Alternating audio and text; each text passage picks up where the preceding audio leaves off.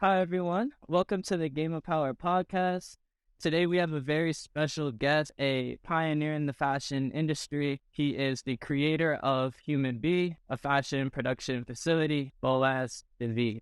Boaz, thank you so much for coming on the show today. Oh, thank you very much, Max. I'm excited to be here. Thank you. So, can you kind of introduce yourself and introduce your company a little bit so we can be familiar with what you do? Sure. As you said, my name is Boaz David. I've been in the fashion industry now for almost 30 years, most of it in New York, 26 years in New York. My journey started as a fashion designer, and then I worked in the industry. And in 2009, I started my current company, which is Human Bee. And basically, what we do is we offer services of design, development, and production for fashion brand. In other words, designers come to us with ideas, sometimes with just a general concept, some glimpse of ideas that they have in mind, and we help them, first of all, finalize the ideas, and then through a method of really tying the product to their business, because we truly believe that if it's as a business and needs to be profitable, then there's other, key parts in the decision making when it comes to creating a product that has to go back to the business itself, so the business can be profitable and growth. We help them finalize this idea, and then basically what we do is we manage the whole product from concept to finished product for their brands. So we develop the products for them, we produce the product for them, we work with professionals in the industry domestically in New York, in the US. And then we also have factories that we produce with outside of New York in different parts of the country. Our goal is really, come from the perspective of,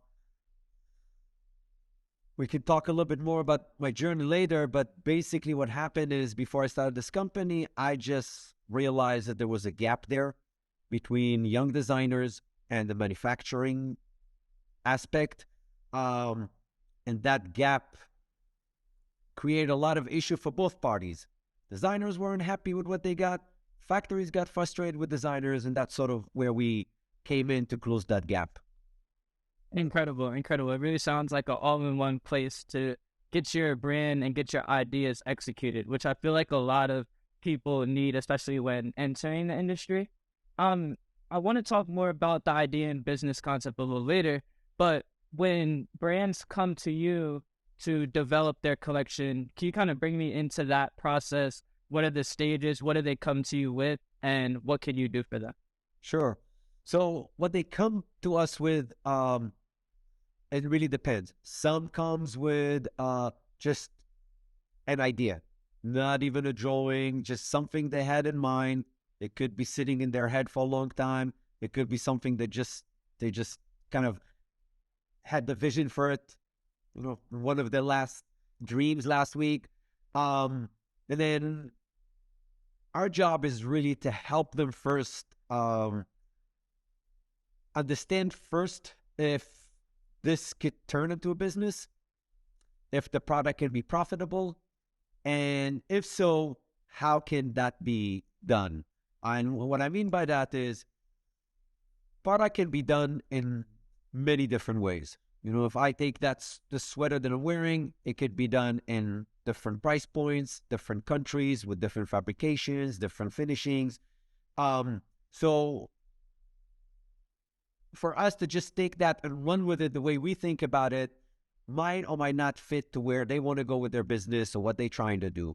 So really the first stage is to kind of for us to get clarity from them as to where they want to position themselves in the market, how they see their business, their vision for their business, what they're good at, what they want to show in the market, how they want to stand out in the market. And I will say many times, the stages that they come to us, these things are not clear to them, and they haven't really thought about these parts. Most times they just have an idea and they want to see that becomes a product. But like I said earlier, for us, when we think about taking a concept and making it into a product, it is important that it's going to be tied back to the business.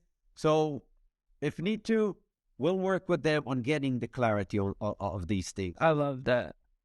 You know, I've been I ran a workshop recently on Saturday about the difference between an artist and an entrepreneur. And I talked about how an artist normally creates art because they love to create.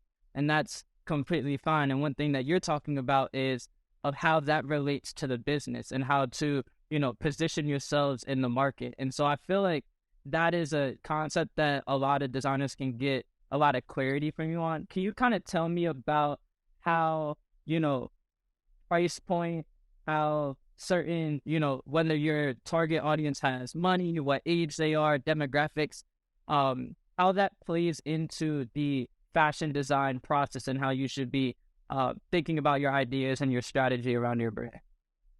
absolutely. It's my favorite subject to speak about. So first of all, what you mentioned, the difference between an artist and entrepreneur, it's right on point. That's exactly the difference between the two. And I will admit, I had my own fashion brand at some point before I started Human Bee. And my dream since I was a teenager was to have my own fashion brand. So a lot of what I'm implementing now is, unfortunately or fortunately, is mistakes that I made. Because I came into starting my own brand with the thought of an artist. I want to show what I'm good at. I'm creative. I can do this product. And then I realized that this cannot turn into a business. I made a million mistakes. It cost me a lot of money. I spent a lot of time. So that's really where that was the switch for me in my head to understand that basically what you mean. There's an artist and there's the business side of it. So when you try to think about the business, for me, now working for,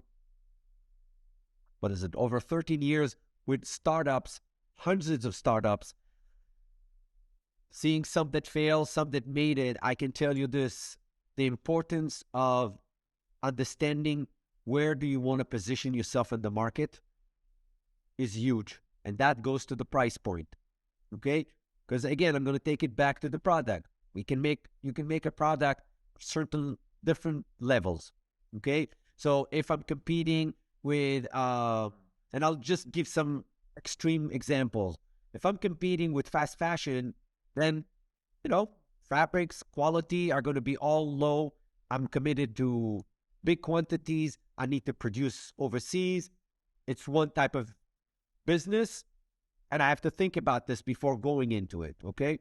But if I'm competing, I'm just going to take the extreme other side of, if I'm competing with luxury brands, the price point is higher, the quality is super important, the fabrication, the finishings, where it's made, all of that. The brand itself has a different value. The label has a different value. So these are different. The marketing between the two is very different. So, and of course, the target customer is also different, right?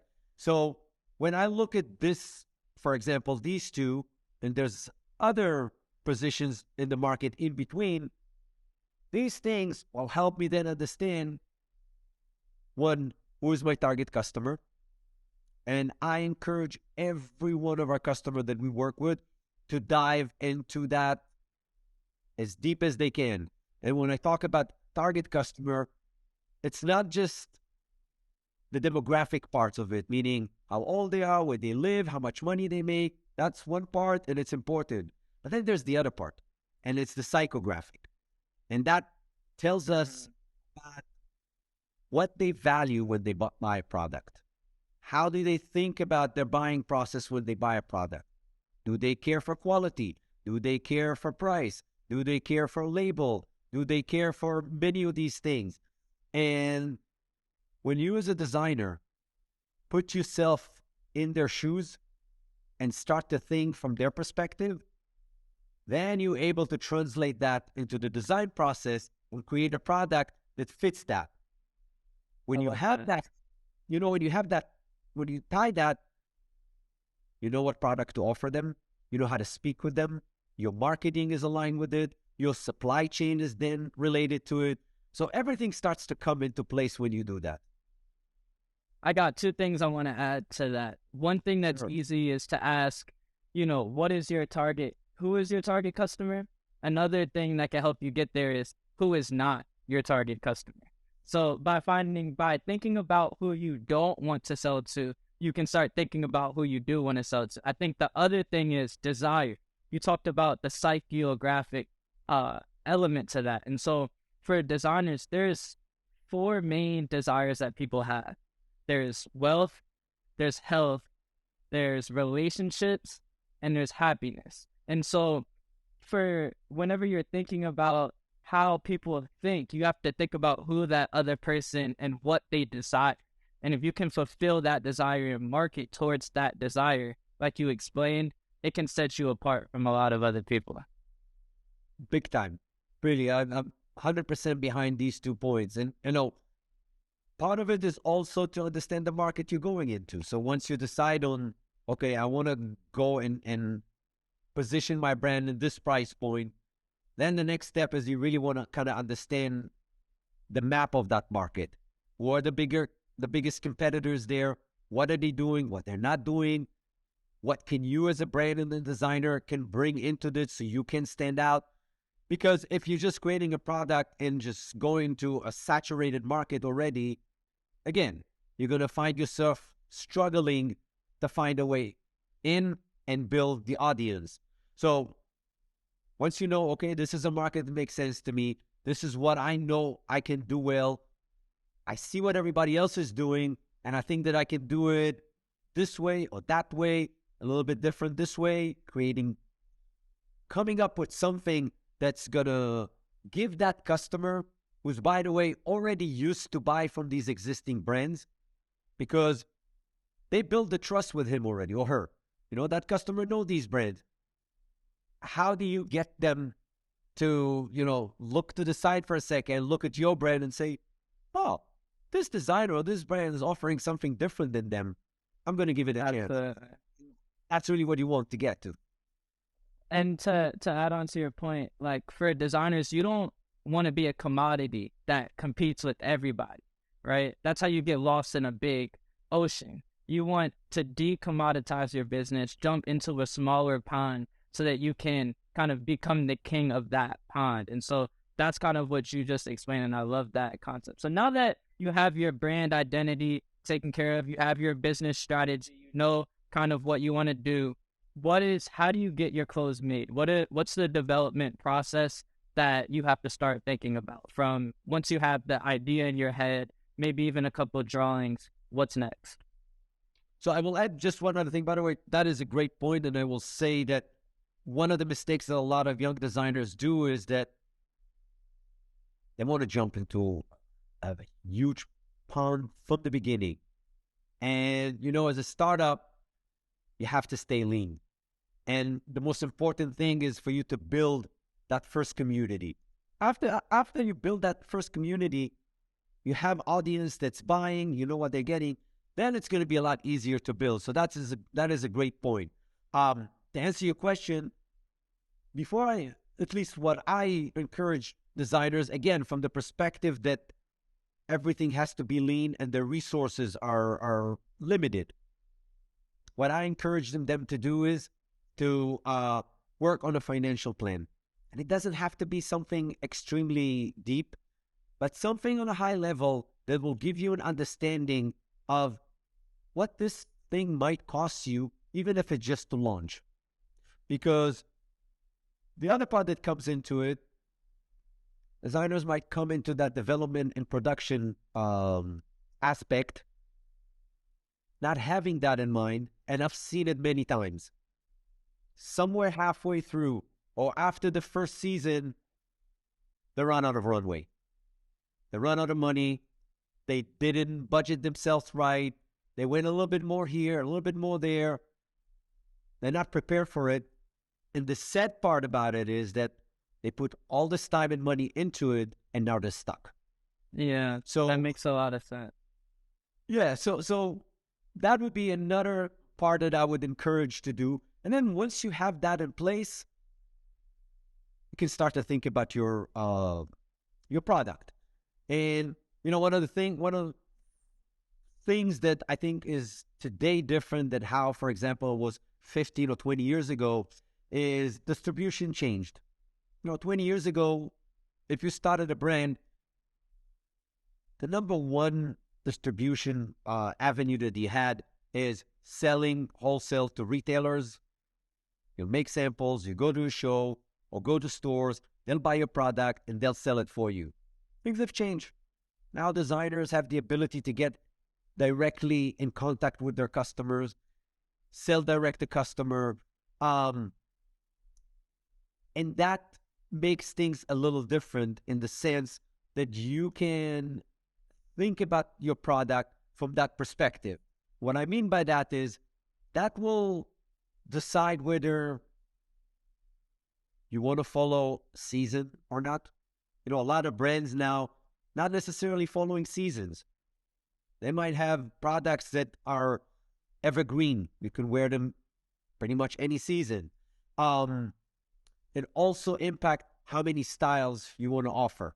So when I had my line, again, the only really major distribution avenue was wholesale. Back then, I needed to create a line of 20, 30 different styles just to show, okay? Investment in time and money is enormous. Today is different. If you're starting and you want to start lean, you can start D2C only. And for that, you don't necessarily need a huge line. Yeah. You can create a line of maybe 5, 6 different products that are going to represent what you're doing better than anyone else and go with that to market. And so thinking about that, knowing what these products are going to be can help you then understand the development and the production of that, okay? So another thing you want to think of is, when you try to think of a formula for brands to succeed financially, one of the biggest issues that always been in the fashion industry is the seasons, okay? Every few months, a brand needed at least to come up with a new line, all different styles, a lot of them. Many of them, I don't know how many of your designers are new to this, but the reality is many of these brands, they'll develop 20, 30 styles, but they'll go into production with maybe 10 of them. So not every style that you develop and design will end up being in the store. So just think about it for a second, the time and the money and the resources that you're putting into it. And then every season, the same cycle, that sucks a lot of your resources. So again, when you think about your line, you really want to think about items that, as far as you can tell, until the market tells you differently, at least some of them can be product that you can say, you know what, I think these are products that I can run season after season for at least few seasons. So I don't have to reinvest in development. I don't have to reinvest in designing this. Same thing goes to materials. Look for fabrications and materials that you can use more than one season. So now when you think about it this way, that comes the next part of, okay, where is it going to be based on all the things that we talked about? Price point, your distribution, your business strategy, where it would make sense for me as a brand to produce my product. Can I produce it locally, wherever I am? Do I need to go overseas to do that? And, there's a lot of things to think about it when it comes to it. There's the price point, there's the quality, locally, many times it's hard to get some types of products made because this type of product is made in other countries normally. So there are all these challenges, but that's really when you start to think about your product and how it's going to be developed and how it's going to be manufactured. And then comes the part of, okay, let's go and source factories, vet them, test them, and find who is the one that we can partner with. I love a lot of the different things that you just said. I want to pick apart a few of them. One thing that was interesting was you talking about not reinventing the development process for each season. And that's a strategy that I'm doing with my dress shirt brand. I want to have 4 dress shirts that go that are in stock at all times. You can get Nike dry fit shirts at all times, no matter what it is, no matter how hot or cold it is. And that is like one of the core elements that I'm using with my dress shirt brand. And then add on to, do brand collabs, have other artists design on them, do other, you can build off of that. But my core is going to be, I'm going to have a perfect dress shirt for you each and every day of the entire year that you could always funnel in. And that helps me because I don't have to, once I get the development done and the pattern done, then I can just keep ordering more. And now I just have to worry about being financially responsible and an operator in order to scale that. So I love that you said that because that makes a lot of sense and it gives us something to think about whenever we approach our product strategy. Absolutely. And I'll add a couple of other things that sometimes, designers don't think about it. And listen, like I said, I've been a designer and I understand that especially the early stages, there is this need inside of us as creative people to do like, you come into this industry or any creative industry, you feel like you want to be creative and create new things. So sometimes the thought of like, what, I'm going to end up doing the same things over and over again is not necessarily something that is hard to accept. But I want to make sure that whoever is listening understand that there has to be a balance. It doesn't mean that, the shirts that you're going to make now is what you'll ever, this is what you'll ever do. But this is how it's going to build your business. And as you said, you'll add and change and, you'll tweak along the way to make it new every time. But the base is there. Now, think about it from the customer perspective as well. If a customer now comes, then I'll take your shirt line as an example and buy one of your shirts. They love it. They wear it all the time. It fits them right. The price is right. And then they come next season and you don't have that shirt. And they're like, hey, dude, I love this shirt. Why aren't you making more of it? And they don't like what you do next. You lost them. As opposed to they're coming the next season and you have that, and now they're ready to buy 3 of this, and maybe then you'll see, oh, he's doing this as well. I'll try this. Now you build trust with them. Now they become your customer. Now they want to buy from you, and you are going to be first in line when they're looking for shirt next time.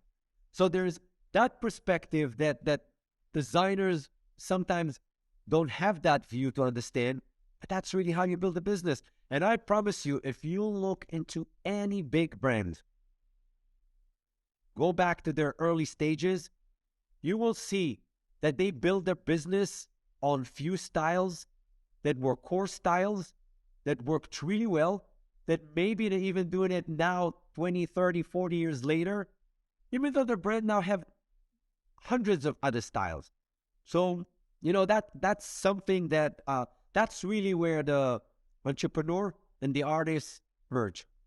I love that. And I think just to clarify your point even more, it's easy to see a brand like North Face now and be like, oh, they have all of these different products, but like they really did build their business off of those jackets. And so you do have to, it's hard looking at it from the end point because you don't see the signature product that they had built to get to that larger business and build the complementary products around. But if you do think about each business and think about, well, what is the core product that they sell better than everybody else in the market, then you often find your point. So I love that. And then when you talk about the financial plan, just like a quick startup cost guide, what are some things that we should be thinking about for the financial plan so that we can kind of make sure that we are on top of all the costs that are going to come into us? Sure. So the first thing is really to understand the profitability of your product, okay? And that depends on your distribution options. So I'll give an example. If I'm selling a product to wholesale, to retailer, okay, my markups and the price that I'm going to sell that product to the retailer is going to be 1, okay? If I'm selling direct to customer, if that's my business model, then my markups and prices are going to, or could be different than this. How come? If I have this pen now, okay, and that pen costs me $1, okay? If I'm selling it to a retailer, I need to sell it at least double the price in order for me to be profitable. So now I'm selling it to the retailer for $2. That retailer is going to take these $2 and going to do either at the very minimal, double it, or maybe 2.5 of it. So this pen now is going to cost in the store when the customer goes to buy it, probably about $5. Okay? Now, if I take that same pen, cost me $1, and I don't want to go wholesale. I want to go just direct the customer on my website or any other way that I'm going to sell. I don't need to think about the markups of the retailers. I can take this dollar and say, you know what? I'm going to sell this pen for $3 to the customer. Okay? So the end retail price is different. Okay? My markups is different.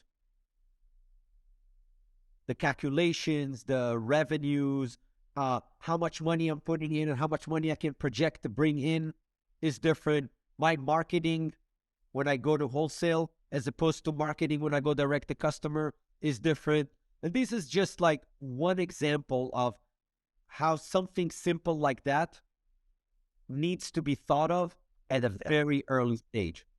That's why a price point is important, because if I know to begin with that I want to sell this pen for $5, I need to work it backwards and understand how much this is supposed to cost me based on my business, my distribution, and all of that. Then take that, create a budget as to how many pens do I want to produce. I want to produce 100 pens. 100 pens. Then, okay, 100 times 1, I need $100 for it. Yeah. I want to make it 1,000, same thing. These are just really high-level things that will help you understand your investment. Now, there's more that goes into it, but high level, this is the thing. And then goes marketing. How much do I want to spend on marketing? What's my marketing strategy? Development has a cost to it as well, which again, depends on how many styles I want to develop. My development costs will go back to this. You know, even if I want to create 20 different styles, maybe I don't have the budget for it. Maybe I'll go, develop only 4 or 5. So these are the things that, from what I've seen, many designers in the early stage don't think about. And many of them, unfortunately, it comes to hurt them down the road. Gotcha. And so a lot of early brands start by selling like wholesale blanks, right? And do printing on them. That's like the entry level clothing brand thing. And those brands now want to get more into the cut and sew process. Can you kind of talk to me about the difference between the blanks and the cut and sew process and what the cut and sew process entails? Sure. It's a great point. And there's a huge difference. And there's a big difference between getting blanks, printing on them, and selling them, as opposed to having, even if it's the same type of shirt or hoodie or whatever it is that you used to buy, but now you want to create it as your own product, cut and sew. Huge difference. The biggest difference is actually in price. When you buy blanks, those companies who are selling you the blanks, they're producing huge amount of quantities, okay? They have the resources to produce it overseas or wherever it is that they're produced in high volume, and they sell a lot of high volume. So they can sell these products to you and any other designers, quite honestly, in a very reasonable price, okay? If you would go and, let's take a t-shirt, for example. Simple item. Honestly, from a production perspective, it's not a complicated product to produce. But it's a product that if you don't have volume there, the price can get really high. So if I'm now, let's say I had a year where I bought blanks, and by the way, when I buy blanks, I can buy just a dozen, or I can buy 24. Really small quantities, sell them, get more, sell, get more. My cash flow is not tight here. Okay. I don't need to commit to hundreds or thousands of products. I can just build it as I go. It gives me that flexibility. I bought 12 or 24. They didn't sell well. The print wasn't, accepted nice. The colors that I chose wasn't right. Okay, I'll move these pieces. I'll try a different style. When you go into producing styles on your own, cut and sew, the commitment there is completely different. Okay? Now, first of all, you need to develop the product. Patterns, samples, go through the fittings of it, really get to a point where it's ready for production. Okay? So that's one part that, again, time and money goes into it. But the other part, if you'll take that same t-shirt, now I'm going to go to any factory, and in order for me to be even somewhere close in price, cost, to what I bought that same item from the company who sold it blank to me, I might need to commit to 1,000 or 2,000 or maybe even more at a time. So that jump, as much as it sometimes can feel, okay, naturally, maybe I exhausted the blank space. I'm ready to go into making my own product, but oh God, I had no idea this is what I need to go through.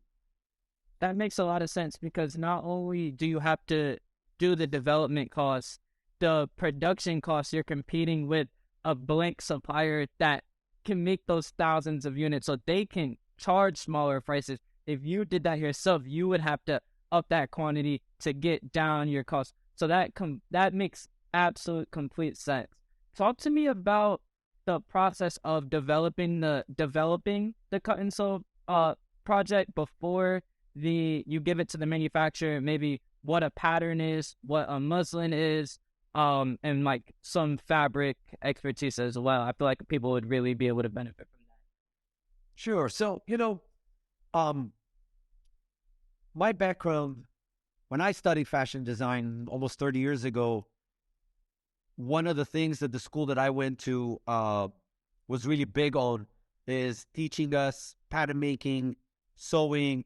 So really knowing how to make the product, not just design it, not just draw it, but really what goes into creating that or taking that 2D sketch and turning it into a finished product. So the way that I think about all these things is fit, patterns, how is that going to translate for a factory? So when you think about development, there's a couple of things or a couple of options for you to go about, okay? And they're different. Again, where am I going to be producing will have an impact on it. So I'll give you an example. When you decide to develop and produce your product, or I should say, produce your product domestically. Okay, let's say in New York. You're based in New York. There's factories in New York or in LA even, and you want to produce it here. In most cases, the factories there are not going to do the development for you unless you pay them. Some of them don't even deal with development. They just strictly do production. So you need to develop the product, and I'll talk about what development means. You need to develop the product, get it ready for production for them to start working and produce the product for you. Okay? When I go to, if I want, I can go to a factory overseas, and let's take a place in India or in China or in any of these places in Asia, even in South America. Most of them, if not all, have the capacity to develop the product for you. Okay? You can send them what we call a tech pack. And a technical package is basically a document that has all the information that is needed for whoever it is that's going to make the first patterns and then samples, for them to know what they need to do. So it has a sketch on it. It has fabrication ideas. It has measurements, sizes, ideas of how you want things finished, all the information that you would want or think about for your product. Then that pattern maker will take that, and that's going to be their instruction, basically, of how they're going to make that pattern, and later on samples and so on. So with factories overseas, technically, you can create a tech pack. And if you can, then you can find somebody who's technical enough or has the knowledge to create a technical package for you, the tech pack. You send it to the factory. They'll make the sample for you. In many cases, they'll do it for free. Because the way they operate is, we're happy to do the development for you in return for production order. Okay? That makes sense. A lot of brands, a lot of big brands, that's how they operate. So the designers, they have a group of technical designers. They'll send it to the factories. The factories will develop the product. They'll work with the factory until they get the production, and then they'll place the production order with it. Okay? The challenge that I see with that is that, especially in early stages, one, factories overseas has normally higher requirements for production quantities, what we call MOQs. So minimum order quantities. That's what MOQ stands for.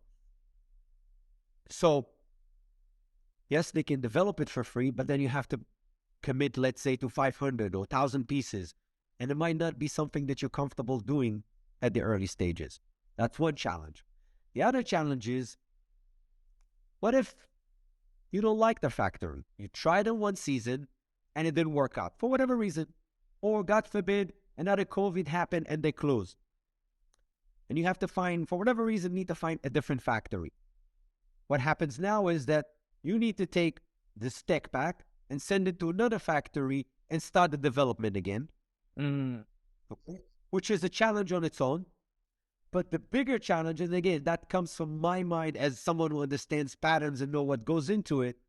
If I have a shirt now that I perfected it with the first factory, my customer loves the fit, but I don't have access to that pattern anymore. I need to go and redevelop it with these new factories that are sourced, and they might or might not get it exactly the same way. Now I have this challenge, okay? The other way, and that's really how my company works, regardless of where we produce in the world, domestically or overseas, we develop the product here in New York. And what that means is, when it comes to development, there are certain stages that you'll go through. The first stage is making a pattern. So a pattern maker, take your sketch, the measurements, all the ideas, the design details that you want, fabrics that you source, because it's important for them to know what kind of fabrics you're going to work, if it has stretch to it, if it's not, if so, to what degree it has stretch, the heaviness of it, how it drapes, all of these things, not only the content. Something I want to make sure that a lot of you guys understand is that I can have two fabrics that will have the same content, but they're going to act completely different because they were knitted or woven completely differently. Okay? The weight is different. They're going to drape differently. They're going to act on the body differently. Okay?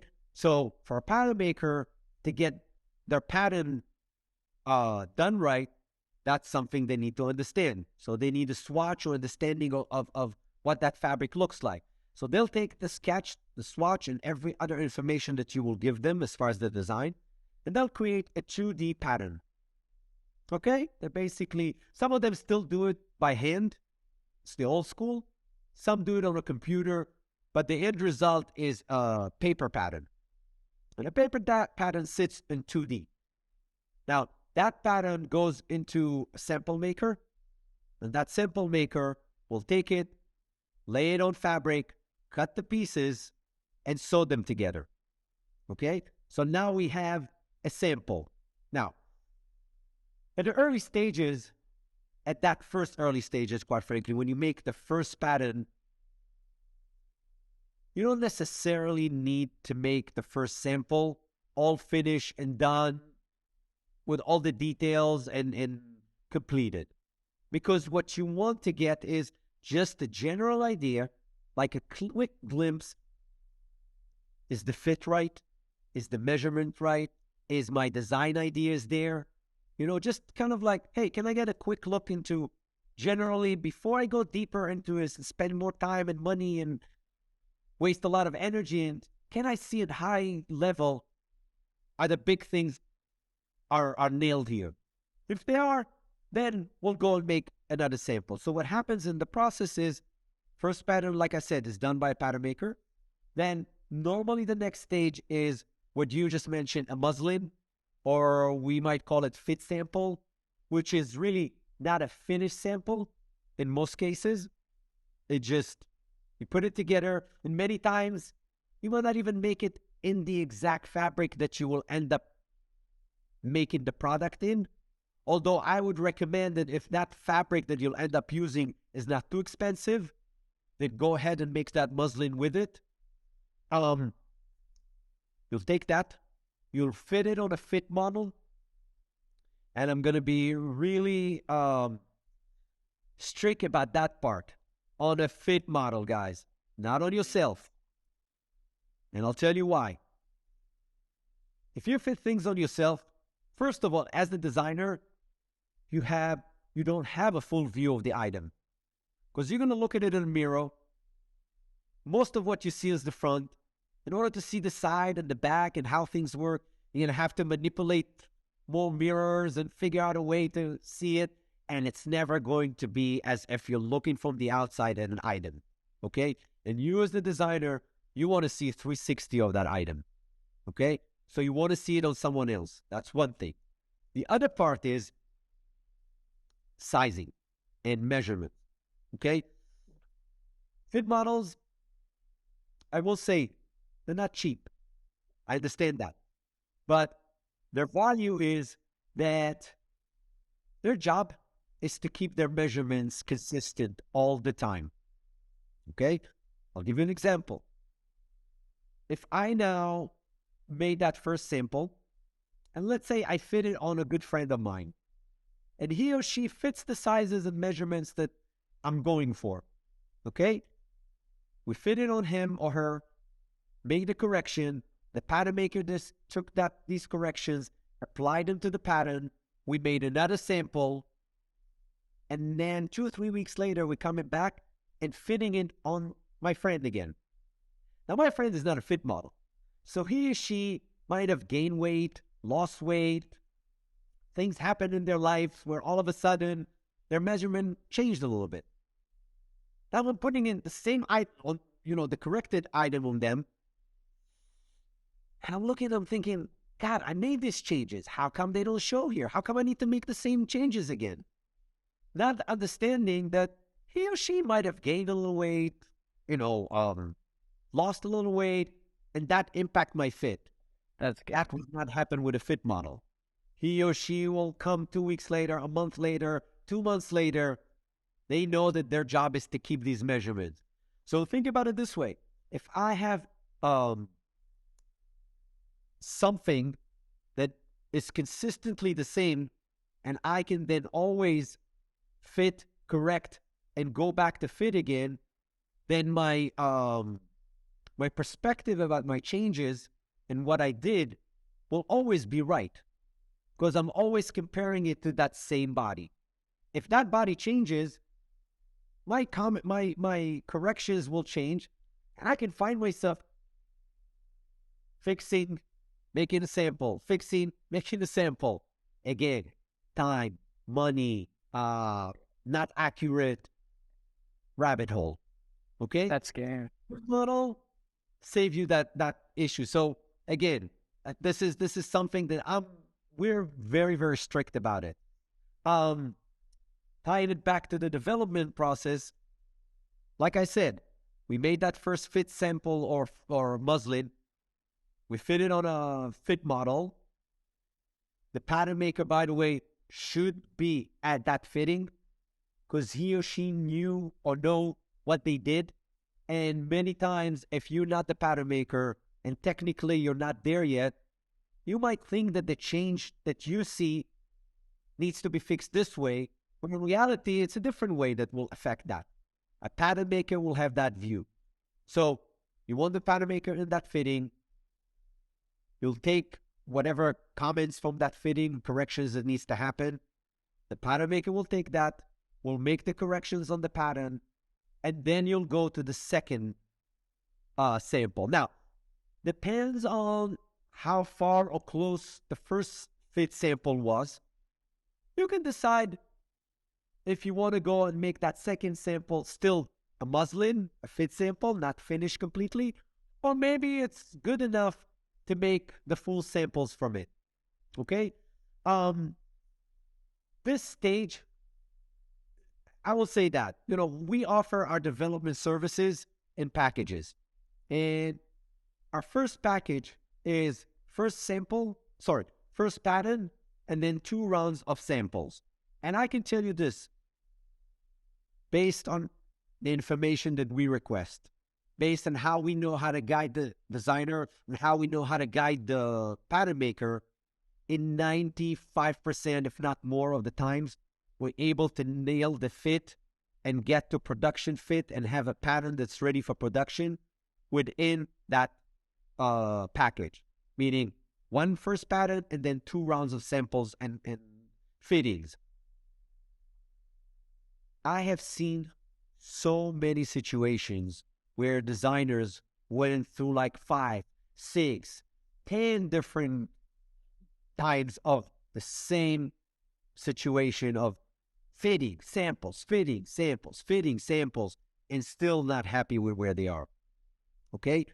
What I would say is that if you've done 2, 3 samples, let's say 3 rounds of patterns and samples and fittings, and you put that third sample on a fit model, and you still feel like, oh my God, I'm so far from where this needs to be, it's time to stop and realize that something here is not working. Maybe what you're trying to do with your style is not doable. Maybe the pattern maker is not really understanding what you're trying to do. Maybe the pattern maker or the sample maker are not really the right person for your product. Whatever that is, maybe the fabrication is not right. Whatever that is, it's time to raise a red flag and look in the process before you keep just going and going and going. So I know it's a long answer, but the question of what development is, the idea is that at the end of this process, I have a pattern, okay, that is ready for production, that I can go into a factory, hand them the pattern, they can cut the fabric from that and make me the sample that I know I want, and then bulk produce it as well. Okay? Perfect. One other thing just to add to this is, when you do the development, normally you develop or work on one size only. Once you perfected that size and it's ready for production, then you send it outside to a grading company and they'll grade to the other sizes. So you don't have to work on all the sizes right from the get-go. Again, I'm bringing this up because it's another mistake that I've seen a lot. Designers will work on all the sizes. Now think about that. What if there's fundamental mistake or error or something that needs to be fixed? And now I have to fix all the sizes again. As opposed to, if I'm working only on one size, I perfect that size. Once this is done, then I can go and apply everything to the other sizes. That was an incredible explanation of the entire development process, and I think that can save people time and money. I feel like you pointed us in a great direction. So what are some of those things, what are some mistakes, maybe some tricks to work with pattern makers that can save us all of this extra effort as well? Sure. I mentioned earlier, when you have an understanding of where you want to position yourself in the market from a price point, then it relates to the product. And what that means is, if I know that I need to, for example, I'm just going to give an example. I want my product to be sold in the stores for $100, okay?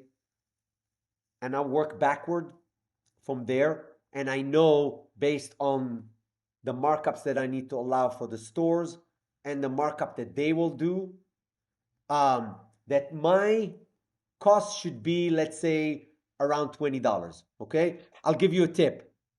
If you sell wholesale, okay, and you know what you want the price in wholesale and in retail in the store to be for your product, a quick formula of what this product should cost you is take that price, divide it in five, that should be the cost. So if I want to retail it for $100, quick math, I need this product to cost me $20 in order for me to be profitable and for the stores to be profitable. Because keep in mind, if the stores are not going to be profitable, doesn't matter how great your product is, Yeah. they're not going to buy it from you. Okay, so you have to think about that.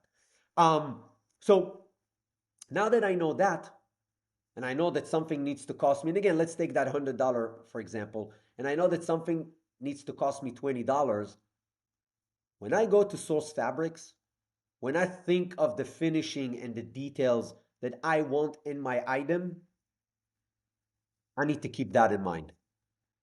And I call this design with production in mind, because you design the product already to fit into how you're going to produce it and what will go into it. So if I know that something needs to cost me $20, I can tell you this, I can't work with silk fabrics, because silk fabrics are going to be easily $15, $20 a yard.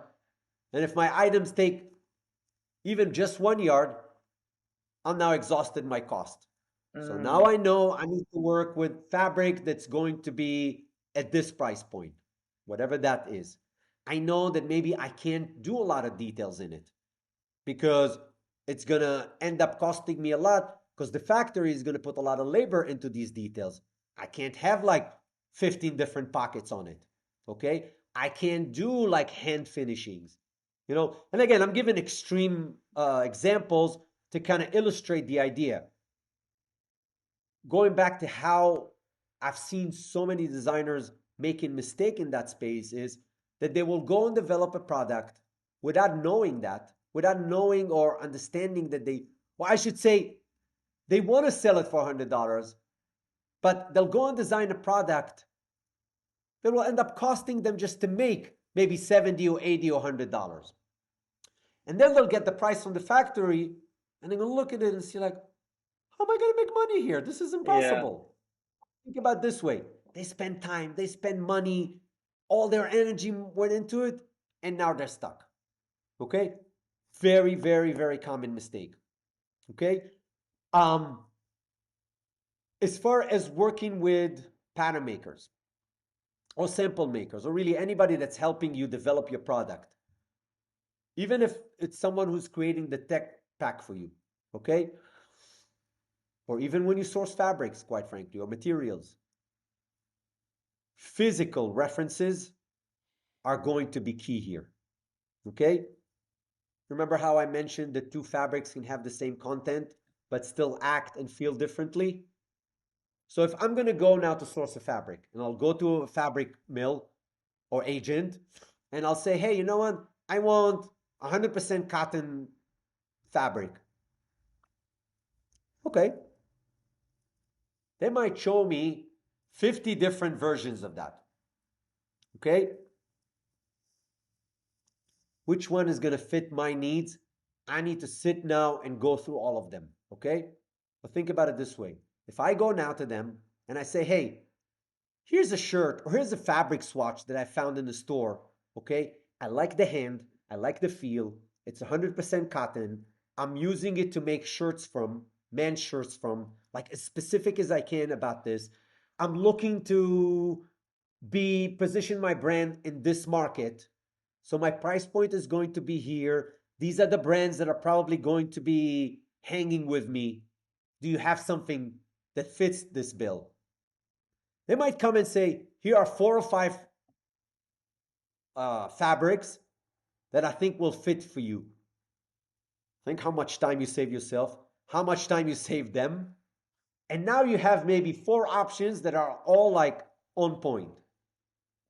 I want Okay? to jump off your point real quick. Yes. Physical with the physical, um, giving something physical to the pattern makers. That's exactly what I did, and I told designers like what you can do is you can find something that you like, some form of physical reference, and then maybe cut it out, maybe pin it a little bit, maybe just, you can tape things together. You can you can go to the thrift store, find, something, and then just cut it up and pin stuff together. And even that would help. So that's exactly what I did. So I just wanted to like second your point in terms of physical copies. One great thing that we got from somebody a long time ago was like people just want to chop wood, and so if you give them everything that you want, and even if it's physical, that's even better. Then they can just go and get started. And so like I think that that's a huge key that you added. Big time. I can tell you this with pattern makers. It's crucial because yes, you can give them specs and measurements, okay? But the reality is a garment has curves into it and has some parts to it that measurements are not going to do justice to it. Okay? Because if I'm just following measurements, yes, I can take a garment and measure it and it will fit the measurement. But when you put it on a body, it still doesn't fit right. Yeah. Like the armhole might not fit right, the neck might not fit right. There are going to be things that are not proportionally there. But if I give that pattern maker, to your point, an actual item, and I say, you know what? I love how this item fit. As far as I'm concerned, follow the measurements here and follow the specs here and follow the fit here. But I want the color to be higher, wider, shorter, whatever that is. I want the sleeve to be shorter. I want to add a pocket. I want to do a slit here. Whatever these changes are, it's going to be so much easier for her or him to get you pattern that is right for you quicker than if they just going to follow specs on a tech pack. Okay? Yep. So that is that on its own. And honestly, even for you as a designer, it helps you as well. Because when you see the reality is when we design now, how many items are completely, designed from scratch with no history? Nothing. At the end of the day, we take a shirt that we like, we take an item that we like, we give it a new life, we repurpose it, we adjust things on it. So there's always something there that fits the base idea. Now, the other part is when it comes to specs and measurements and sizes, because that's another challenge with clothing, right? Um, an easy way for me to get to that the right way is, again, going back to my market position.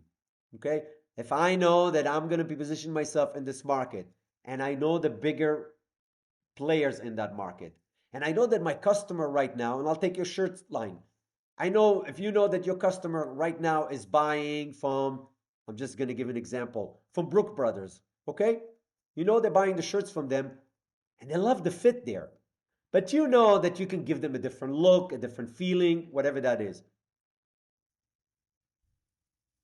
But the fit of Brooks Brothers is right for your customer. It fits their body type, it fits the sizes. I can basically go to a pattern maker and say, I'd like to follow their specs. I like to follow their grading and their sizes. So, you're working off something that's already exists as opposed to you trying to figure out what the sizes are Yeah. and right or not. And and talking about mistakes, many times the assumptions, and then when you said about people just want to chop wood, nothing. I have tons of respects to pattern makers and sample makers and anybody who works in that space of samples and production. But one thing I will say is they're not designers. They don't have the capacity to think for you. They don't know, they're not in your head. They don't know your vision. So if you give them things that are not as clear, for them at least, as opposed to giving them actual physical things, it's going to be a lot easier for them to get into your head to understand a detail that you're trying to make. Otherwise, they'll just take what you give them and they'll make how they always do it. And that might or might not be right for you. But even more so, if you're trying to do something new, you're not going to get that, because they're going to go back into the way they did the pattern for their 100 previous customers that they did patterns for. And they might not fit yours. So physical references are key. You have them in your closet. Go to stores and pick up swatches. Go to fabric stores and pick up swatches. Go to stores and look at items. Collect this. Provide it to whoever it is that work on your product. It will save you tons of money and time. Perfect, perfect. Well, I want to learn more about how you got into the industry. Is there anything else you wanted to add just to kind of conclude this whole development and even production process, just so we can move on to a little bit more about you?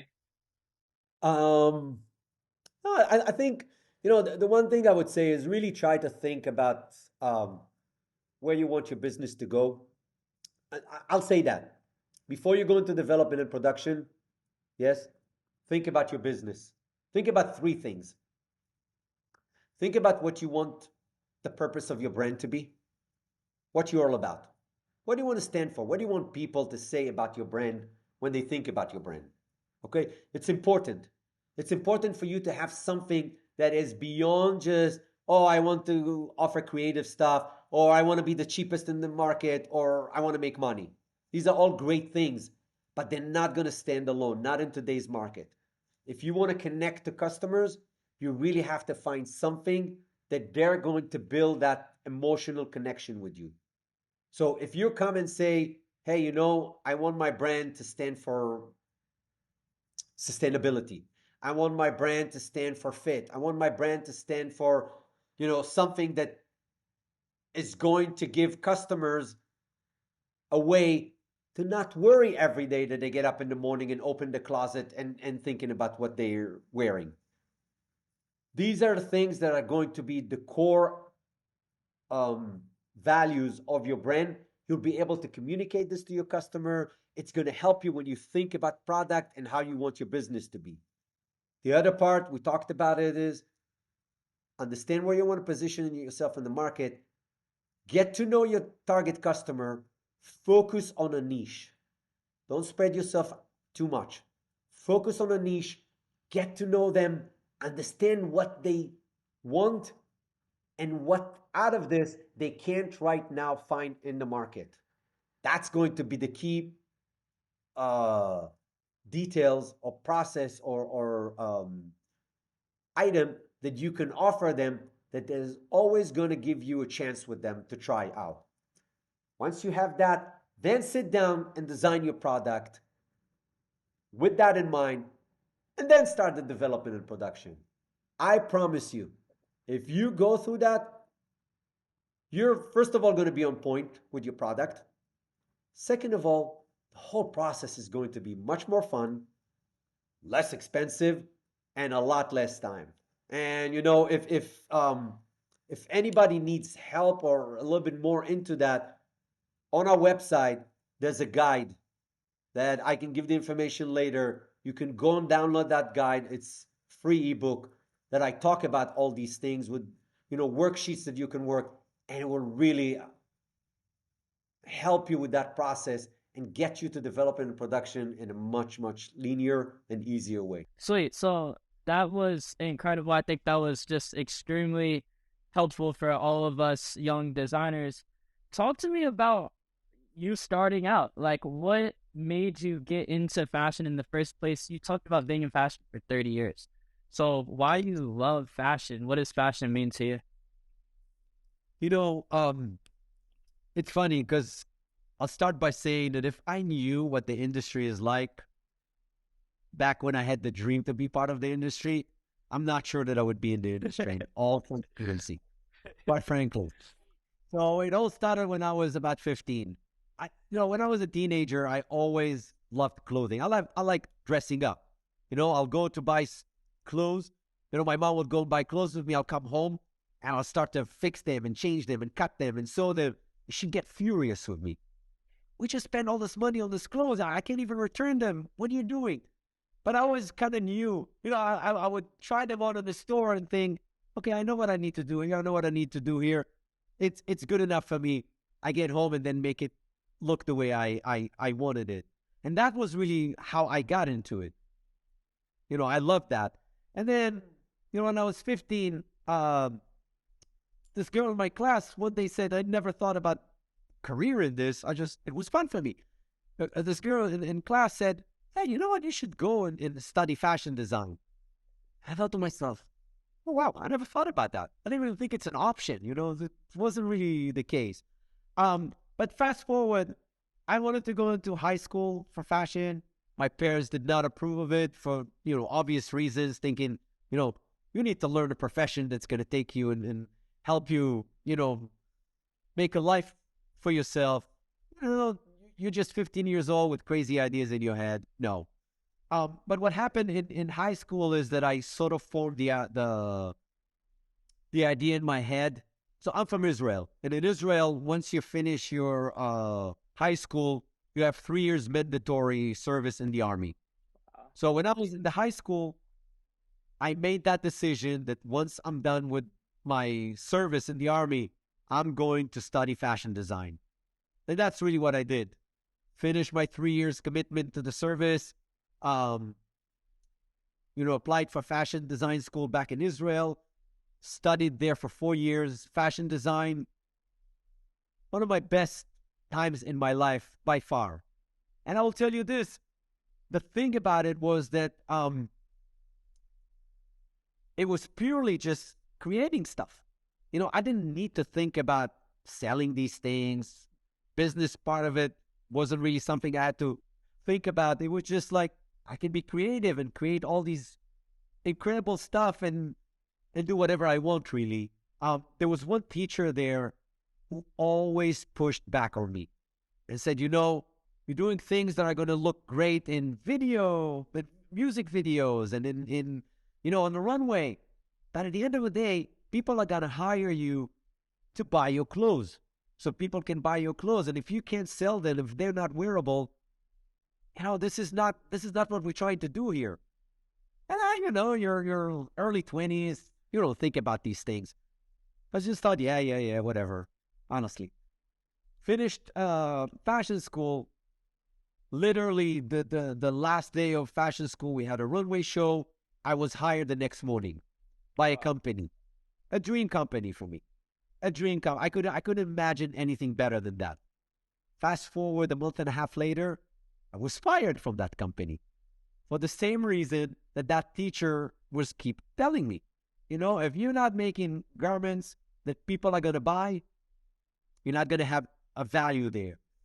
And so I got fired from there, went through like, oh my God, what am I doing? All of these things.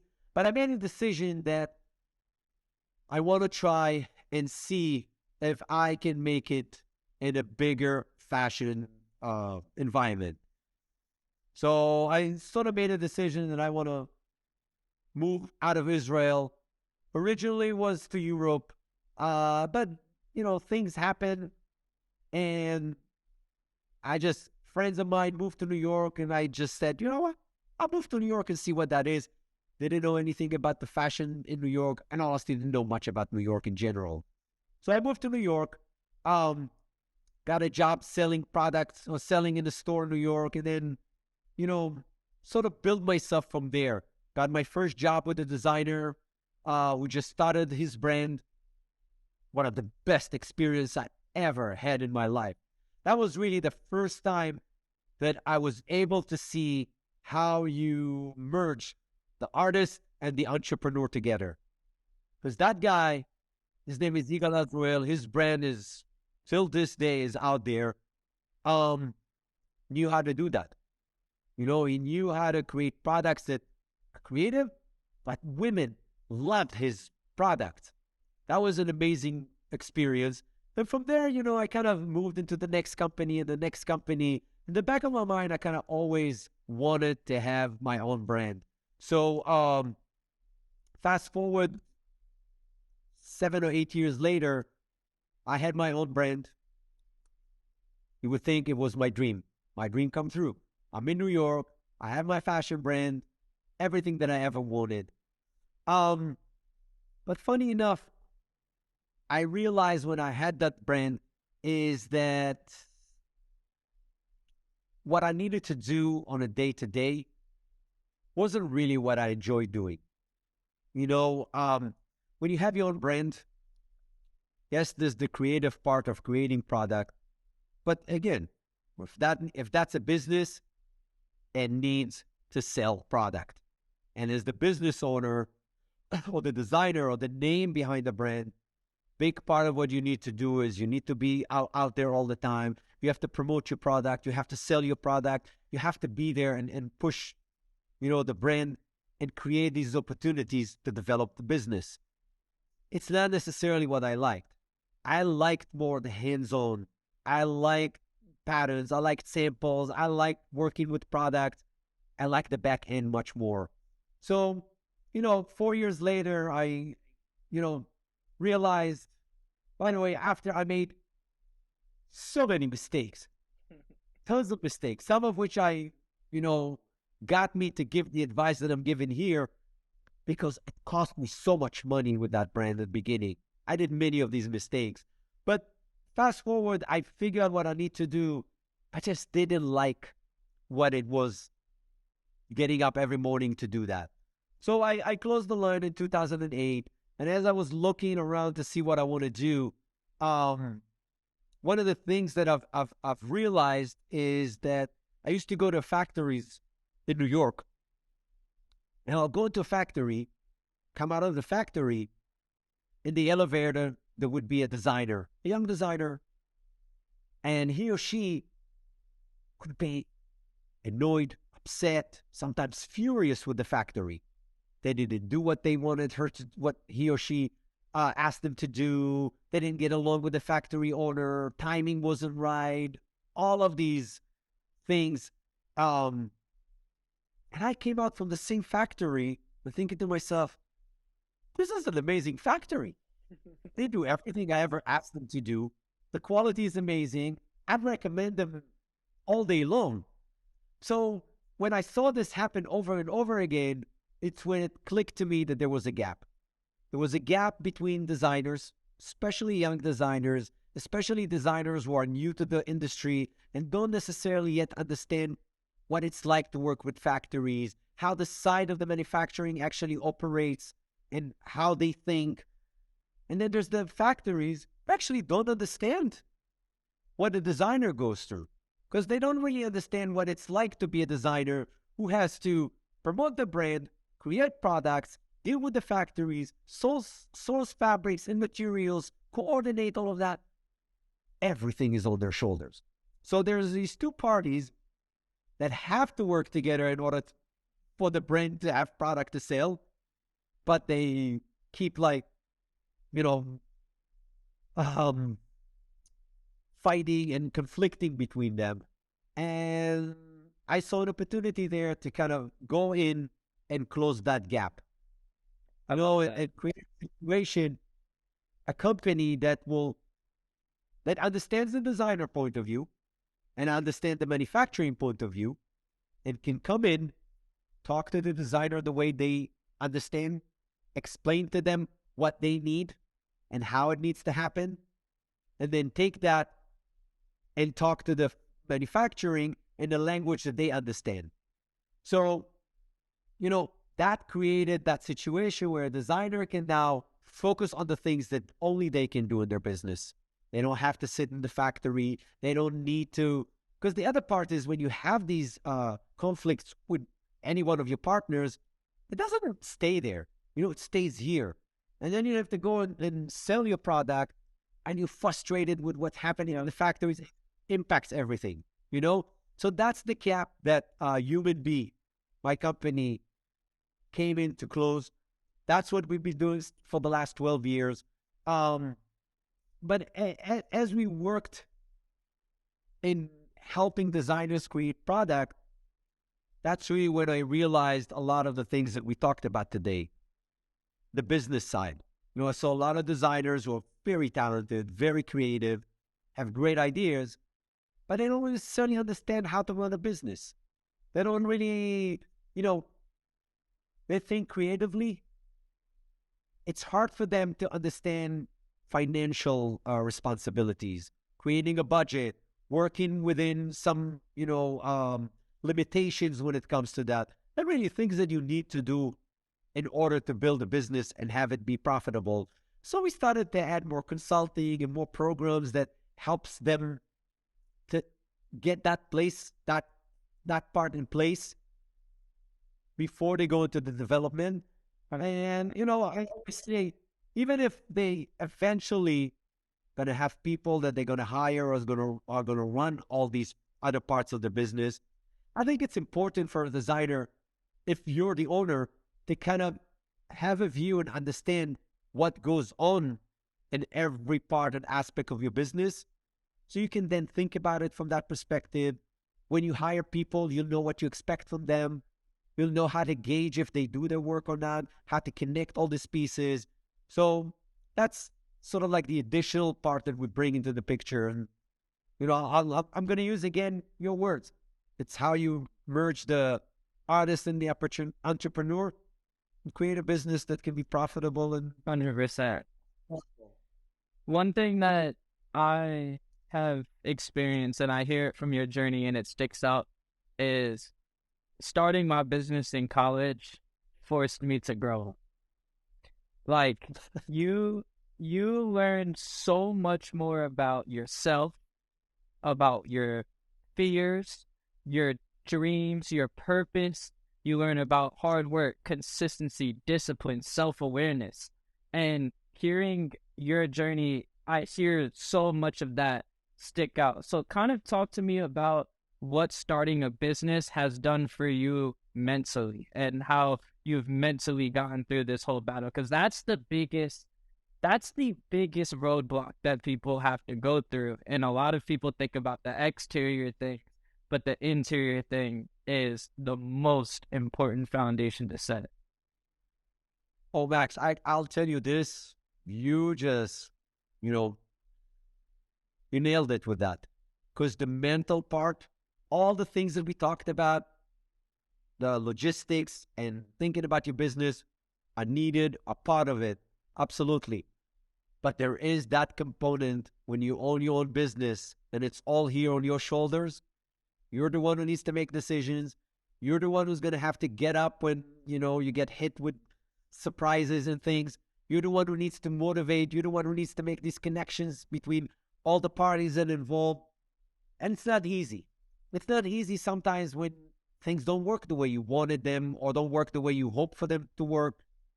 And the one thing I can assure you is, and you probably will agree with me at this point, is that as an entrepreneur, as a business owner, there's always going to be challenges. That's a sure thing. Many of them that you can't really predict. You're going to get up one day in the morning and something happened. Something, many times it's not in your... Think about what happened in COVID to so many business owners. They woke up one day and the business went completely, down.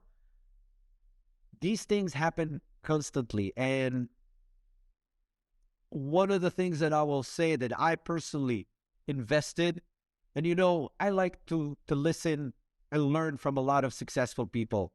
And if you read books or listen to podcasts or interviews of successful people, you realize how much they invest in their mental fitness. It has to be there. Okay.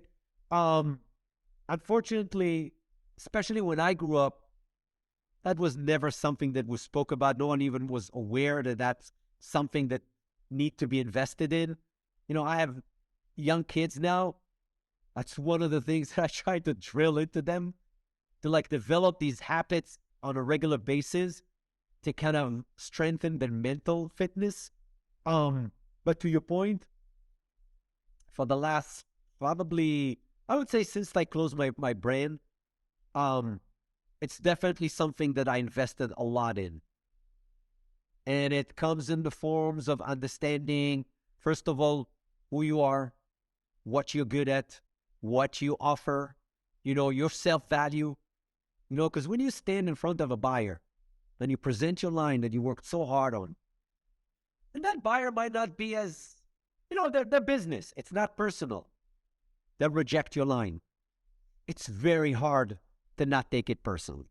Yeah. It's very hard to stand there and say, you know what? I understand you don't like it. Can you give me feedback that I can use? Because the first thing, and we're humans, the first thing that we think is like, holy shit, this guy just told me my line sucks. How am I going to stand here? How am I going to go to the next appointment? You know, how am I going to get up the next morning? All I want to do is I want to go to bed, cover myself, and stay there. That's where the mental fitness comes in. And there's going to be many situations like that in your business. So for me, I invested a lot in this. Reading books, listening to people, taking courses, um, implementing. And, you know, when I work one-on-one with designers, it's one of the things that I try to install in their daily habits, things that they can do regularly on a daily basis that will help them keep a certain level of mental fitness. So when they get hit, yeah, it will feel bad. You might not feel good for a day or two, but you'll have enough strength here to get up the next morning or 2 days later and go at it again with the same passion and the same, you know, strength. And it starts with meditations. It starts with gratitude. It starts with reminding yourself of the things that are, we tend to really forget sometimes. You know, things that are very simple to us in life that we forget. But when you start to remembering them or value them, it makes you understand, you know, okay, at the end of the day, I presented it to a buyer. He or she didn't like it. Maybe they weren't the right buyer or store for me. Maybe it's true. You know, maybe I need to do some things differently. Maybe it was a good thing. Let me take what I learned from here, adjust, go back to the next one, and make the next one work. And that's what it's all about. I love everything that you just said, and I want to give you a couple of tactical things that maybe even you can think about as well. Training, training your mind is so important. And you talked about mental fitness, and it's because to all the other entrepreneurs out there, you're dealing with the easiest problems that you're going to have to deal with today. It's only going to get harder. The more you level up, the game only gets harder. So don't think like, oh my God, this is all hitting me at once. This is the worst it's ever going to get, because I promise you, it's not going to get any easier as you climb. And thoughts are important, and everyone talks about mindset, but I want to tell you about the 4 interior empires. And these are 4 things that you can tactically work on that are going to empower the whole part of your being. Obviously, the first thing is mindset, right? That's 25%. That's your thoughts. And you have to have good thoughts. You can't tell yourself bad things. You know what I mean? And it carries, and a lot of people work on that. But what I learned is the second thing, which is even more important possibly than mindset, is heart set. It's how you feel. And I never knew that to work on my business, I had to work on my heart. Like, that's something that was one of the craziest realizations that I've had. But if you don't feel good on the inside, then you can't produce masterful work on the outside. If you don't feel good on the inside, then maybe the work on the outside, you're not going to be able to elicit that feeling to other people, and it's going to show in your work. And so kind of releasing those blockages that you have in your heart and working on that is going to make extreme differences in what you're able to do and build and keep going when the times get down. Next is health set. You know, you got to be physically healthy and mentally healthy. And I think that working on your physical health helps the mind. You know what I mean? Like when you go to the gym, that's training your mind more than it's training your body. And so the last thing, and the thing that you kept saying, is soul set, and that's remembering who you truly are. And so I read this in the 5 a.m. Club by Robin Sharma. I highly recommend that book. If you haven't read it yet, I'll send it to you after this. And Please. he talks about a morning routine. And so every single morning, I wake up at the same time every day, right? It doesn't matter. Like, I wake up early, I wake up at 6, but you can wake up at any time and do this routine, but it keeps the consistency in my day. First thing I do is go to the gym. That works on my physical health, but it more importantly works on my mental health. I have to be confident. When you go up to that buyer and you show your collection, you have to build confidence, consistency, and the gym helps you build that. Next is journaling and meditating. Like you said, that's feeling your emotions, remembering who you truly are. That's working on, clearing out some of those blockages that you hold within you. You know what I mean? And so, and the last thing is reading.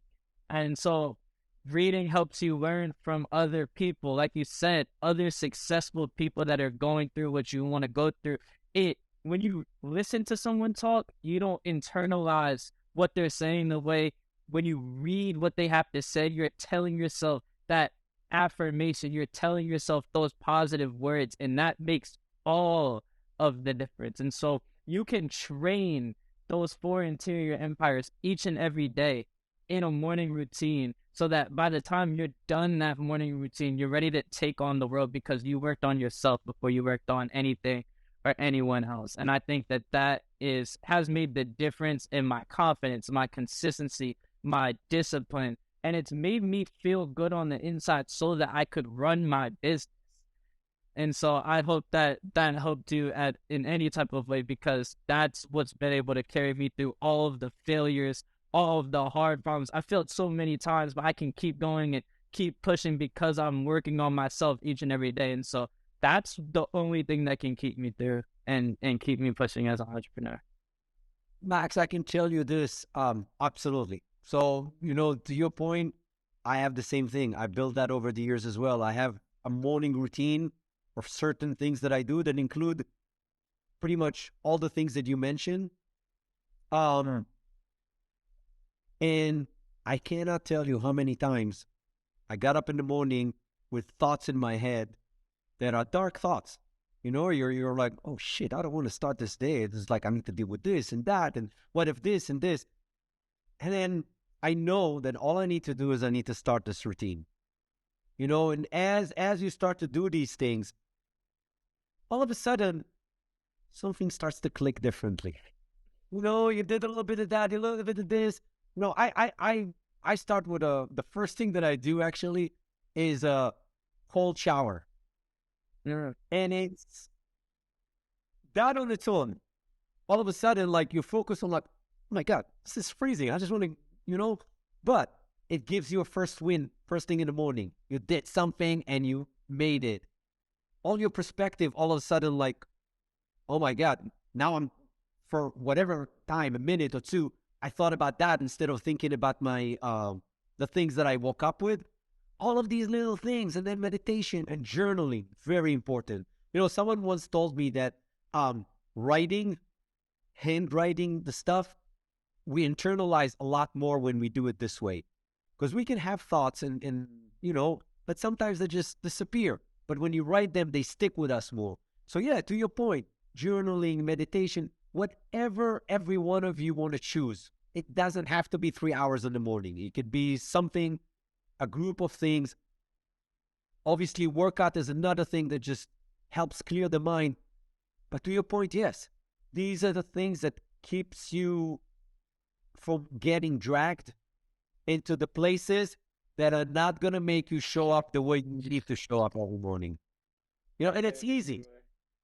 It's easy. We all have that voice here that's sitting and telling us, don't do this, be afraid of this, whatever, that voice. And it's different. That voice is different for every one of us. But it's there. I can tell you this. I'm a little older, so I can tell you this. This voice is not going anywhere. It's there. There's no way to get rid of this voice. But there's a way to make that voice not as loud and kind of push it down and stand up to it. And that's a constant work. It's a daily work. And when you do that, you find strength, you start to get wins, and then your confidence starts to build, your self-value starts to get, all of these things. All of these things become crucial when you own your own business. And I think, many times when I talk to designers or even people who start their own business, the idea of like, oh, I'm going to have my own business and I can have the freedom of do whatever I want to do, when I want to do. It's 24/7. It sucks. It doesn't hit you. Okay? That doesn't go away. I want to jump off your point with the voice in your head because I posted something. I I'm a content creator, so I posted something about the voice in your head, and I literally my post was stop listening to the voice in your head. The voice in your head simply wants to hear itself speak, and a lot of the advice that it has to say is horrible advice. Your job is to duct tape that voice and to throw it, hold tight, and throw it in the back of the trunk. And listen to your heart, because your heart is like a metal detector for where you need to be. When you creep up in the positions of discomfort, your heart starts to race. You feel the fear. It eludes throughout the rest of your body, and it even goes into your palm, and it even goes into your voice. And when that spreads, that means that you are exactly where you need to be. Don't let the voice in your head tell you that that's an uncomfortable position. Because, yeah, I mean, it is an uncomfortable position, but your heart is telling you that you need to be there, because if your heart isn't activated and if it's not sensing that metal detection, that means you probably shouldn't be there. It means it's easy. It means it's light. And so stop listening to your mind and first of all, hold on. Before I say stop listening to your mind, you are not your thoughts. You are the That person that witnesses those thoughts. You are not the voice in your head. You are the person that is watching what that voice has to say. And so when you separate yourself from that, you become present and you realize, just start listening to what that voice has to say. Before you turn on that cold shower and before you do the hopping and puffing, because trust me, I know what that's like. Your voice in your head is going to say, this sounds horrible. I do not want this. When you jump into the shower, immediately your body goes into shock. But the perfect thing about it is, and the reason why I know this works for you, is because after that 30 seconds, it might not even be as long as 30 seconds, you feel fine. And it's that delaying, it's that physical discomfort and the delayed gratification that makes the cold shower so incredible. So, just my message to younger designers, stop listening to the voice in your head. It is bad, bad advice. Listen to your inner advocate, listen to your heart, and lead with your heart first. And in order to do that, you have to have an open heart, which is something that, you'll figure out. But I love that you brought that up. Oh, absolutely. I'll just add a couple of things, and honestly, I can talk about it for hours and hours. I know how important it is. I invested a lot of it, but I will, I'll say this to a lot of you who are listening this. Keep in mind a couple of things. Your previous experiences, no matter how bad they are or how much you think you didn't do well, are not the ones who are going to define you. They're just experiences. They're not who you are. If you learn from them, you'll do better next time. That's one thing. The other part is, and that I know for sure, even when things seems like the whole world is now collapsing, there's no way I'm getting out of this. After every bad situation like that, eventually there's going to be a good situations and things will pick up. That's just how it's going to be. You just got to keep your faith. You got to keep doing the things that we were both talking about here. And you will notice that, like, all of a sudden, the weather has changed, the sun is out, and life looks good again. So, I hope that all of you are going to take a lot of these things in. I can tell you this. I hope that when I started my career, I wish, I should say, somebody would have given me all these tips, because they would be really, really full. I want to go into a speed round to end this off and ask you a few just quick questions. It's funny, before I say that, a lot of people say, Max, well, why is your content all about fear, consistency? And I'm like, yo, I can talk to you about business, but there's no point. there's no point, because truth be told, this is what you have to get over in order to, I don't even feel like talking about business, because a lot of the reason why you're not doing what you want to do is because of identity, the labels that you give yourself. I sat there and I just did a 50-day challenge and I finished it. And it was one of the craziest I did. It was sobriety, no alcohol, It was consistency in the morning. It involved assignments and learning. And what I did before the challenge was I took all of the labels that I identified with and I made a T chart. And I said, this is what I don't want to be, and this is what I do want to be. And I took those labels on the other side and I said, I'm going to embody these traits. I'm going to be the person that I want to be. And when you change your identity, you change your habits. And when you change your habits, you change your world. And it was, this 50-day challenge, I finished it on March 1st. It was one of the most life-changing experiences I've ever had. And it's because I started being the person that I wanted to be. And when you do that from an identity perspective, everything else falls in line. And so I want anyone that's listening to this to know as well, the labels that you tell yourself are so important. And you actually can change those labels. As much as you don't think that you may be able to change those labels, those are fluid. You are not confined to your past.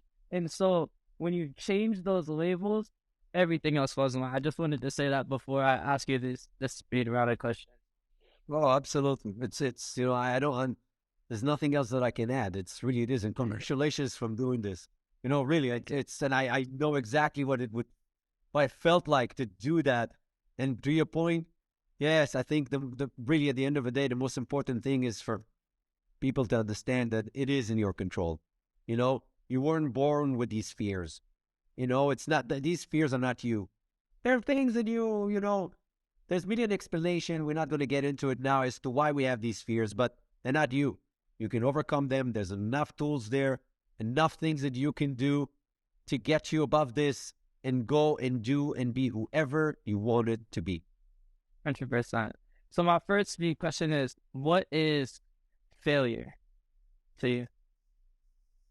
So I will say, if you would ask me this, when I started my career, it would be a complete different answer, because I judged it differently. I looked at failure and said, oh, I want to be here, but I'm not there. I'm a failure. I now have the wisdom, and a lot of the things that we spoke the last, 15 or 20 minutes made me realize this. Failure has a super value to it.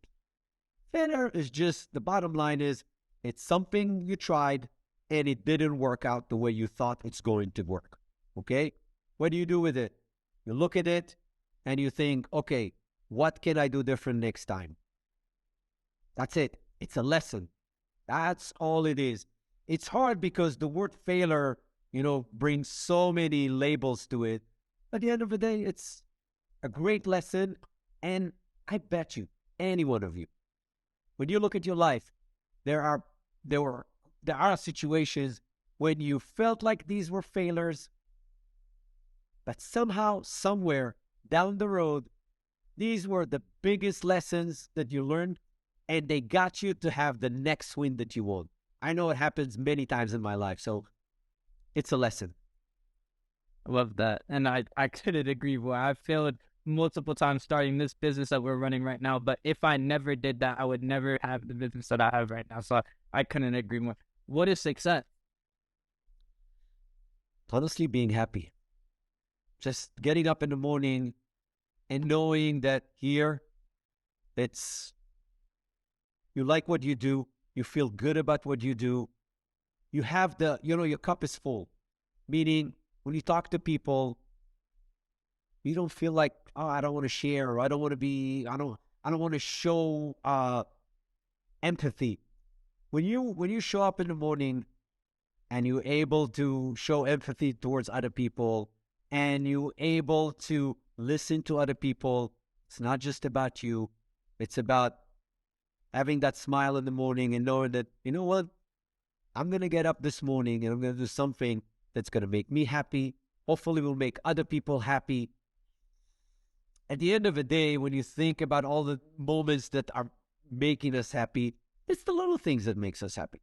For me to get up in the morning and seeing my family and knowing that, I look forward to come back and seeing them, see kids that are smiling and have no worries in their life, it puts things in perspective and make you realize, you know what, that's really what it is. It's They're successful because they're happy. They're not thinking about too many things, and they're able to give. So, when you're successful in that space, and when you're happy inside, and here it's you feel good about where you are, you're able to give others. You're able to show. You're able to teach. You're able to show empathy, sympathy. And that's when that's. I think the bottom line is that we all can be easily successful. Just have to think that way. 100%. I couldn't agree more. And just to add on to your point, I originally judged my success on service and helping people, and I realized that that was an exterior thing. And it wasn't until I realized that success comes from here, not from anything that you can do on the outside, that I actually started to feel that same fulfillment. So I think that that was an important point. My next question is, what is, you talked about having kids, and normally I'd say that what is one thing that you would tell the younger version of yourself, but like, what is the one message out of no other that you want your kids to learn and understand by, like, speak to your kids right now. What is the one message that you think trumps everything else? Go and fail. Go and fail. Dude, just go out there and do what you have in mind. Okay, it won't work out. It won't work out the first time. It might not work for 10 times.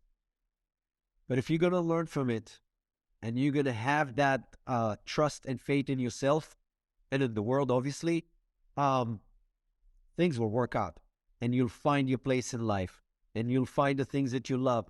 And you'll find the people that you want to be around.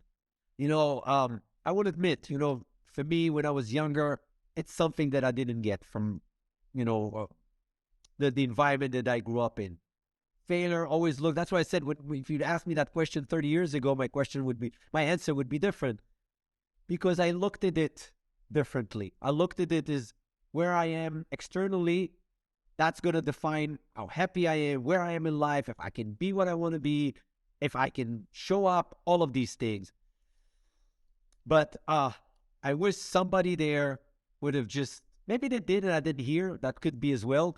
I didn't pay attention to it. But I feel like if I would give advice to my younger self back then, is go out there and fail and take chances. Don't be afraid of that. The fear is an emotion that is an emotion. It's there. It shouldn't define what you're going to be, and it shouldn't define what actions you should take. And actually, fear is a good thing. Sometimes it motivates us if we know how to use it right. It makes us, be maybe a little bit more cautious and then pay attention. Nothing wrong with that. But yeah, definitely go out there and give it all your best. Fail. It's all good. Fear is power. It's power that can work for you or against you. And so you got to decide if it's going to be an inhibitor or a deterrent. And I just wanted to lead that into my next and last question. This podcast is called The Game of Power. And so I wanted to know what that meant to you, how you process those words, and kind of what your opinion on that name is. Oh, I like I said, the last 12 years, I invested so much in my mental fitness. So any of these things will come back to my internal power. So for me, the game of power starts here. Start with yourself. Honestly, everything that we just talked about, the tools, the beliefs, the thoughts, the work that we do on a regular basis, that's that game. If you do that, you'll feel powerful. And when you feel powerful, whatever you put out there, whatever you'll do, will be the right thing. Whether it's going to work or not, whether it's going to be what you thought it's going to be, it doesn't matter. And you'll realize this. You realize that it's this power, your power comes from inside and from the things that you are going to install in your mind, and the way that you do things, and how you show up, and how you treat other people. And everything will fall into place when you do that. So, that to me is the game of power. I love the name, by the way. I love this very much. And I think So it's great because it's inspiring. that's exactly what this is, and that's exactly what this is for. Man, you embody the game of power, and I'm so happy and thankful for you to be on this show today. Thank you so much, so much. I think everyone has a lot to learn from this conversation. So, where can people find you? Do you want to kind of just shout out some of your contact information before we head out?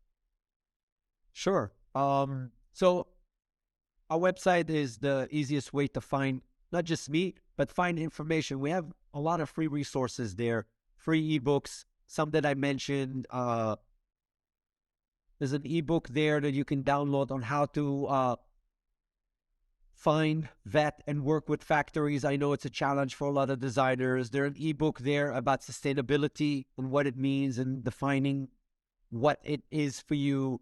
There's a free ebook there that I spoke about. I call it the triangle method. There's those three things that I think every business should think about. But generally, if you want to find out what we do, how we do things, and tons of, if you go to the blog part of it, there's videos and blog posts that talks a lot about it. The business side, the mental stuff, the development and production. I think it's super valuable. The website is www.human, the word human, and the letter B.com. Very easy to I'll find. link that in the description. Yes. And yeah, if you want, anybody wants to follow me on LinkedIn, I put a lot of content there as well. You can find me, Boaz David, in LinkedIn. Easy to find. I hope, first of all, thank you very much for having me here. This was a fun call for me because I get really passionate about these things. You know, I love talking about these things, and I really hope that anybody who's listening to this will take one or two things at least that will help them in their business, help them in their life. If we did this, you know, it'll make us happy. That's our power. Well, thank you so much. I really appreciate your time. Thank you, everyone, for tuning into the Game of Power.